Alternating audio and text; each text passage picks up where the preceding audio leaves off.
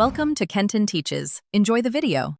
In this video, I will show how to design BMW M8 in car parking multiplayer, only ways.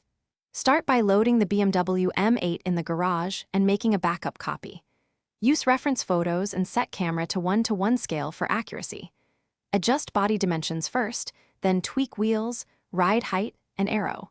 Test handling after each major change and save versions as you refine the look and setup. Choose proportional edits and work systematically from a reference image for consistency. Scale length, width, and height in small increments and reassess the silhouette after each change. Focus on major panels first, then refine fenders and door gaps. Keep notes on values that work so you can reproduce them. Regularly test in free drive to see how visual changes feel in motion and correct any alignment issues you discover. Select wheels and tires that support your desired stance without causing rubbing on turns.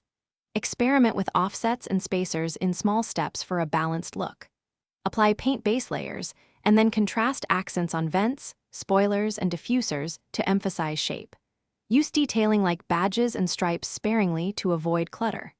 After visuals, run a few laps to confirm aesthetics and handling remain consistent with the car's design intent.